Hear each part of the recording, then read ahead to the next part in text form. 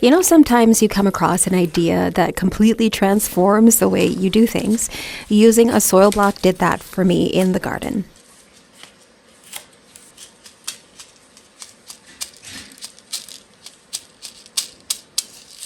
Here I have a 4-cell soil block. I bought it at Lee Valley Tools here in Canada, but this particular brand, I think it's called Ladbroke, can be found pretty much all over the world. It is a pretty simple design and cost about $75 Canadian. I know that can seem like a lot, but it is only a one-time cost, and I do expect to have this tool for the rest of my life, which I'm hoping will be a cost savings effort in the long run. The tools I'm using for this are seed starter mix. You want to use something with no peat in it if you can find it. I know it is a little hard to find a no peat product, but the process of mining peat for gardening is quite harmful for the environment overall. Water, a bowl or anything you can mix in. Wooden trays. I went for wooden trays because it is a little bit more ecological. I made a natural sealant for these trays in particular from a mixture of beeswax and jojoba oil just to make it a little bit more water repellent. But really, you can use almost any tray you like. You'll want something to write with, some masking or painter's tape to label your seeds when you're done. A garden sieve. This one in particular is 1/4 inch mesh, and I just ordered it online. And of course, you will need your seeds.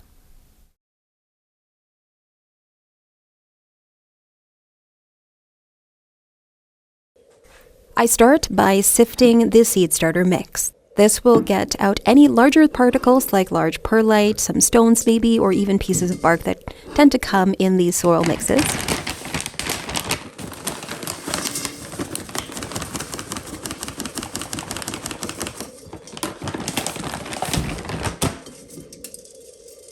Like I said, I am using a 1/4 inch mesh. That means anything larger than 1/4 inch in size will not pass through it. It would be the same effect if you used 1/2 inch mesh or 1 inch mesh. That just means anything at that size will not actually go through the holes in your sieve.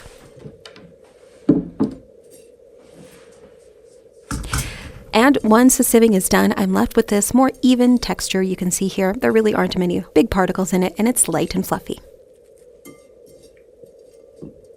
The main thing for success with soil blocks I have found through trial and error is getting the texture and consistency of the mix just right when you're mixing the soil with the water.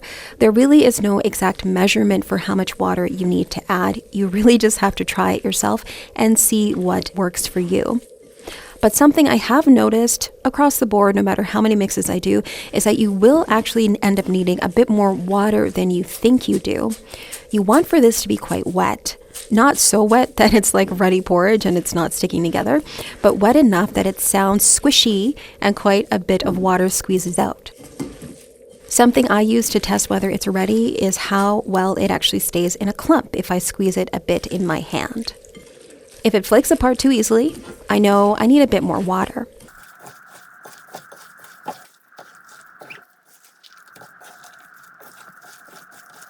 All right, so this texture is now great for my specific mix.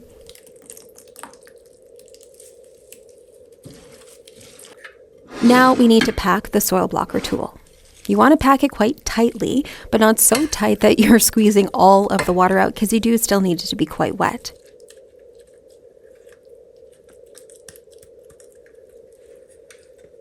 Doing this, I squeeze a little bit of the soil out when I pick it up from the bowl. Then as I pack it in, a bit more water will naturally be squeezed out as you fill up the individual soil blocker parts.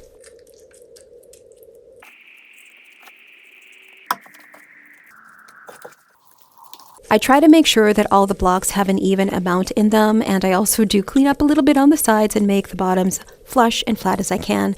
I am a Virgo. I cannot help being a little bit more tidy.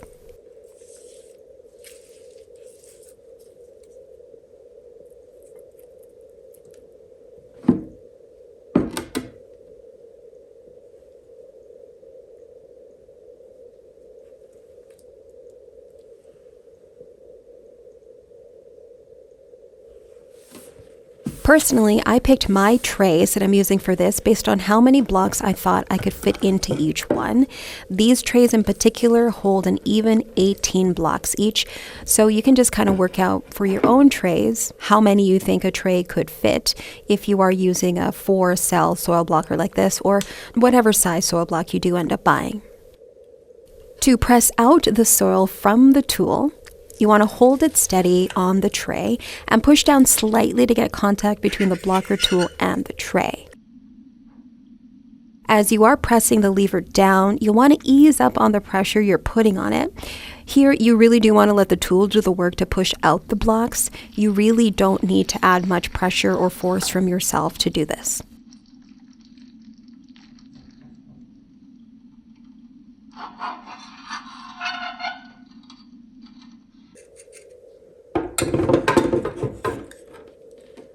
On this tool in particular, you can actually see once they're pressed out, there's a little divot that you can see on the top of the soil block. That's a really clever design to make a hole for you to put your little seedlings into. This one in particular, I think is maybe like 1/8 of an inch or 1/4 of an inch, but you will want to look on your seed packets to see exactly how deep you should be planting each individual seed. And really, I have to say, the excitement and satisfaction of seeing perfectly formed soil blocks every single time never goes away, no matter how many times I do this. And I truly hope I get this excitement and joy for the rest of my life as I'm using soil blocks. Now, I'm just going to fill up the rest of these trays with as many soil blocks as I need. You may also have to do a bit of remixing with new batches of soil and seed starter mix as you go along. To finish these trays I have here, I actually needed 2 rows of just 3 blocks, so it's pretty simple. You just adjust how many of the cells you're filling and just use that many. If you only need 3, like I need here, just use 3. If you only need 2, only need 1. It is pretty easy just to kind of break it up. You don't have to do all of the entire soil block tool at the same time. And then voila, perfect soil blocks ready for sowing.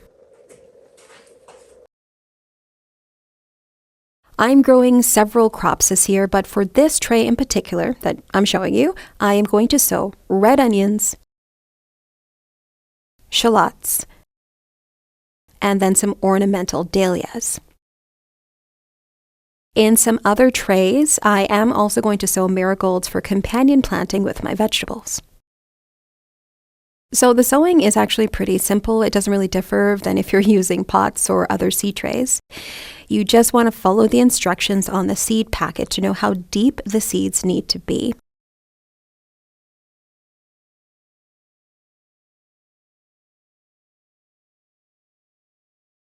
Now, before going any further, we don't want to forget what we planted or sowed and which row they're in, so we should probably label them. I use a piece of blue painter's tape and a pencil for this. Pencils I find are really good because they don't wash away or bleed if the tape gets wet eventually when you do start to water these.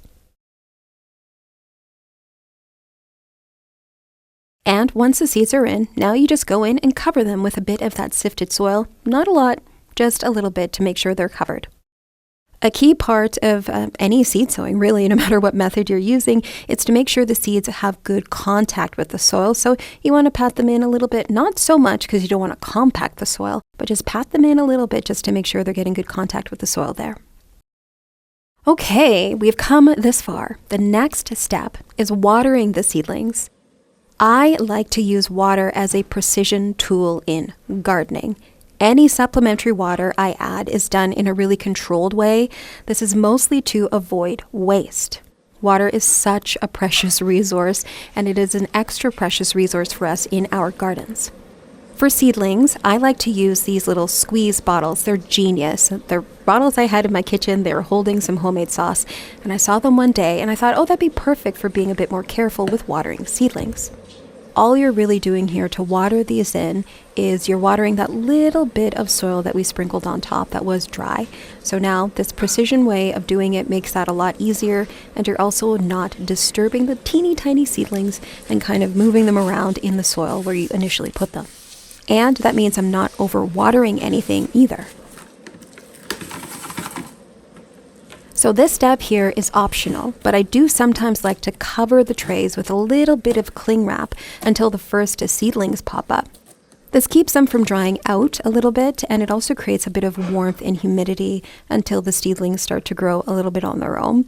But not all seedlings need this at all. Some seedlings need warmth, some do not. It really is up to whatever you're growing. Now I will put them into this little teeny tiny greenhouse. It's very adorable. It's meant for using inside mostly, but I've used it indoors and outdoors. It's not really that big, but it has just enough room on all 4 of the racks for all of the seeds I like to start every year. I have these little warming mats that fit perfectly on the shelves in my little greenhouse. It's important to not overdo it on the heat, but again, just make sure that you know which of your seedlings need a little bit of warmth and which don't. You really don't even need the warming mats. These are really just for convenience.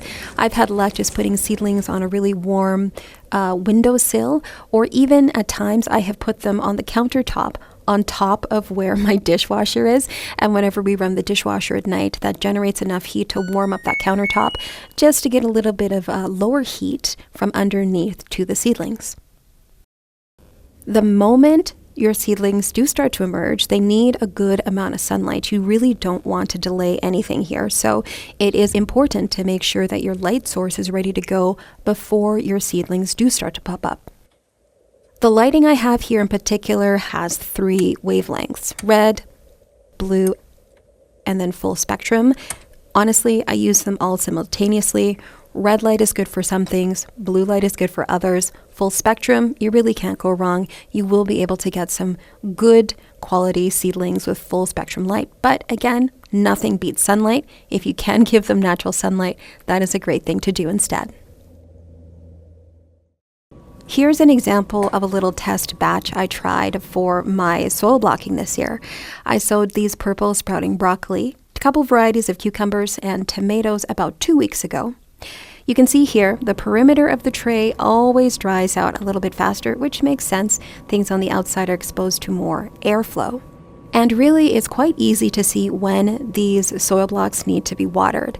They will look obviously dry and lighter in color when they are dry.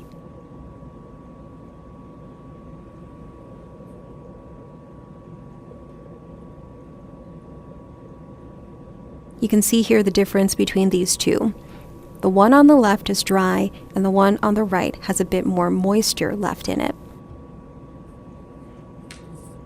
I water in 2 separate ways, from the bottom and also from the top. Again, watering for me is more of a precision process, and I like to use water as a precision tool.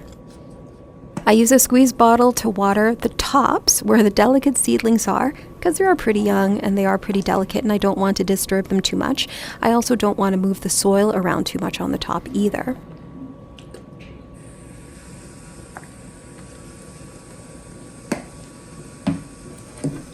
And then I use a regular water vessel to water from beneath directly into the tray. So really I'm tackling watering from both directions, the top and the bottom.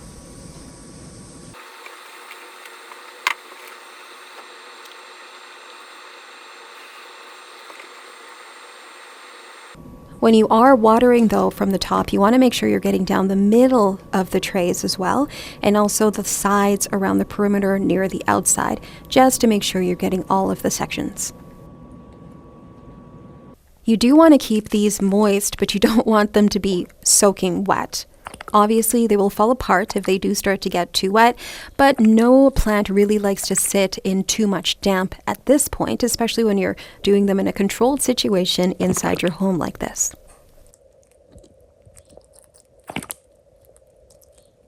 Generally, if they do dry out on the top like these ones, that is a good time to water. When they're moist, they will have this lovely, dark, rich texture that you can see here. They just look so good and healthy. But really, the best way to tell when your seedlings need a bit of water is to touch them. You can just lightly touch the soil with your fingers. Relying on your eyes isn't always the best thing. So yeah, give them a little bit of a touch. You can also pick them up. Pick up the tray. See how heavy it is. If it feels a little light, there's a good chance your seedlings do need a little bit of water. If it does feel a little heavy and waterlogged, chances are there's enough water in it. You can use the looking and the touching method to kind of see a little average of both of whether or not your seedlings do need a little bit of water.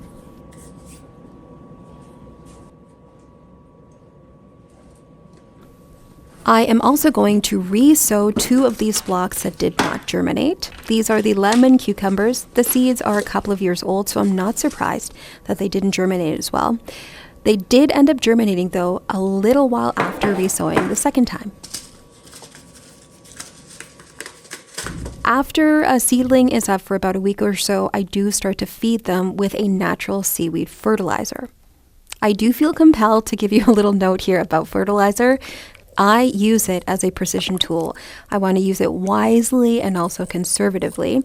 You do want to stick to something with a very low ratio on the front. That is the NPK numbers on the front of the bottle. This shows you the ratio of nitrogen, phosphorus, and potassium in your overall mixture. Nitrogen, potassium, and phosphorus are all good for various things in the different stages of plant growth and plant health, and the different parts of plant growth and plant health. Typically, nitrogen is good for leafy growth, green leafy growth. Phosphorus is really good for root health and helping your plant take up nutrients through the soil. And then potassium is really good for flowers and fruits. I would caution that anything with double digits is never good for your garden or the environment.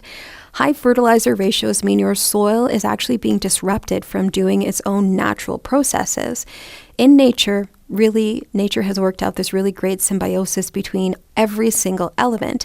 And healthy soil is a good relationship between the microbes in the soil and your plants. They're giving each other things in return for getting something from the other.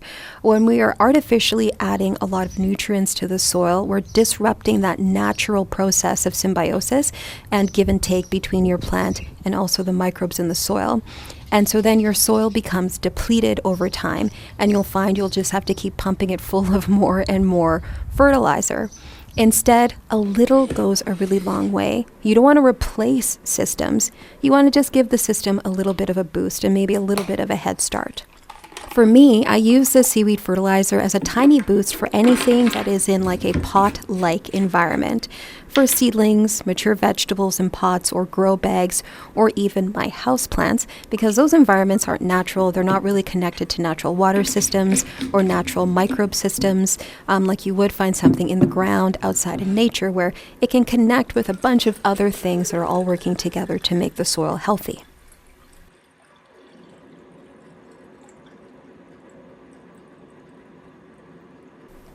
I only feed my seedlings every few days. They really do not need a lot. A little goes a long way here.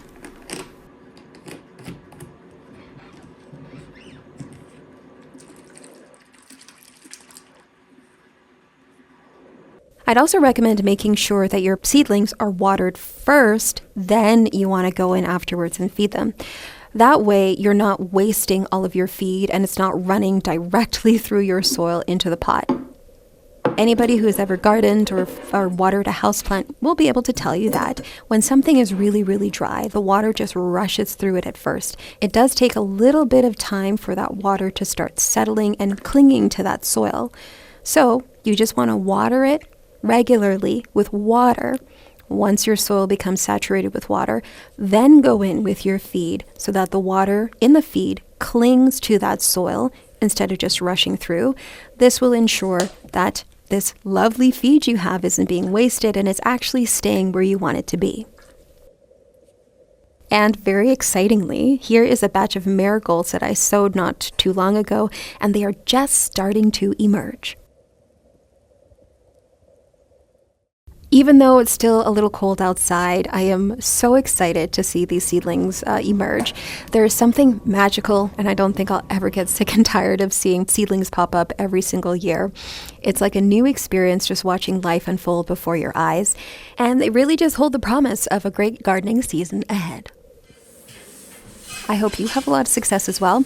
If you have some experiences with soil blocking, definitely let us know down in the comments. Share your knowledge, because that's how we all get better. See you next time, and happy gardening.